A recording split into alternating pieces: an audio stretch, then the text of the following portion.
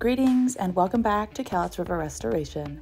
This is Sarah and I'm going to walk you through step by step how my husband and I tag teamed making a floating desk for our son's room. So we started off with some boards that we used to have as shelves, but I decided I wanted a lighter wood and I was having a heck of a time getting them down to the base wood. So I decided to repurpose them. So my husband measured them out and did a whole bunch of cutting because we are going to make a floating desk for the corner. Now I priced out corner desks in a few places thinking about just buying one, but they were well over $100 and we already had this wood, so why not use it? So that's what we're doing. We are cutting this out and making a desk. So here's the first piece that's going to go in the corner. He's cutting the tip off, or the piece that would go directly in the corner, so that cords can be run through. Now he's measuring out for the second piece that it's going to fit against that piece. Basically, we're cutting out 3 different boards to make a triangle in the corner. I feel like I keep saying we and corner a lot. Bear with me, I'm failing forward here. Or succeeding forward. It's all about perspective. So he's using a chop saw to cut these. As you can see, there's a lot of flipping things around and he's just doing an absolutely brilliant job. So thank you, Austin, for that. Then he's going to measure out that piece so that he knows how long to cut the boards that will be supporting the top. Here, he's using a table saw that's from like 1980 and has 0 safeties on it.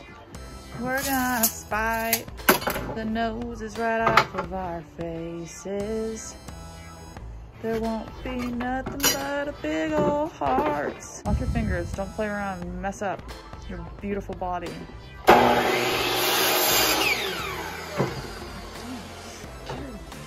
Watch your fingers, please.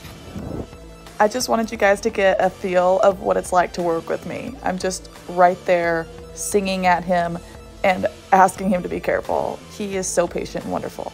So then I took a sandpaper, a pretty fine grit sandpaper, I think it was like 320, and just buffed it out, made it nice and soft, wiped it down so that there's no debris, and I painted it with a chalkboard paint as a base.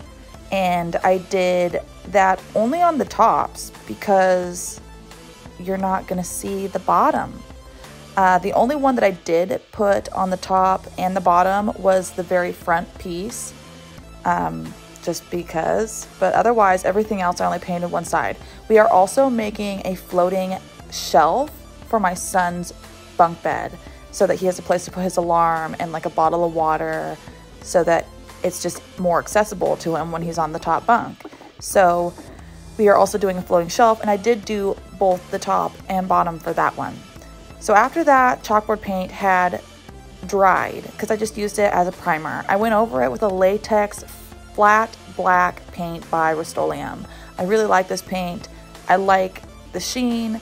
I like the durability. I like the price. I like how easy it is to apply. I just really like this paint. I know how it works. I know what to expect from it, and I like the black that I get from this paint. I've tried some other blacks and I just haven't found one that I liked as much. So after that's dried, some of the pieces stuck to the cardboard a little bit, so I sanded that off and then painted over it again. Well, only on the ones that I needed to paint the bottom, so that was only like 2 pieces.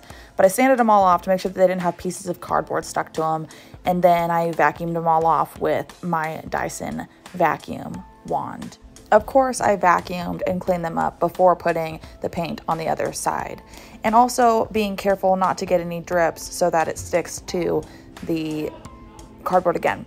I then mixed some poly with my paint so that I could seal these. I like to mix my paint with my poly sometimes so that I can be sure that I don't get any clouding from my poly. Typically with a matte poly, I haven't had that experience too much, but I like to err on the side of caution, so I just mix a little bit of my paint with it, and then I seal it with a tinted polyurethane.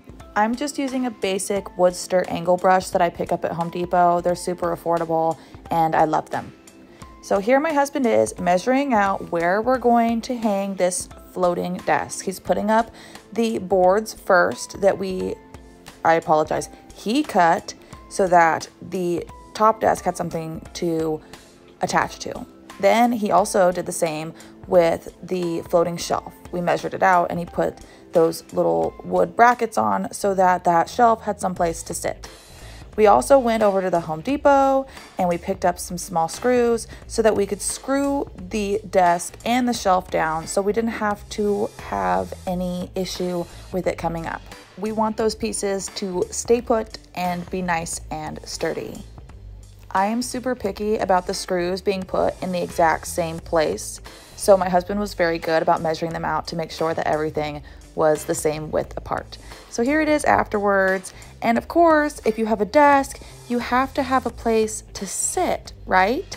So I ordered a stool off of Amazon because when I priced them out, the price for a used one was about the same price as a new one, and I didn't have to meet up with a stranger, and it was just simpler, okay? I am sometimes a glutton for convenience. I just am. So I put together this stool. It was super easy to put together. It had really good reviews. It's really sturdy, and I have no regrets.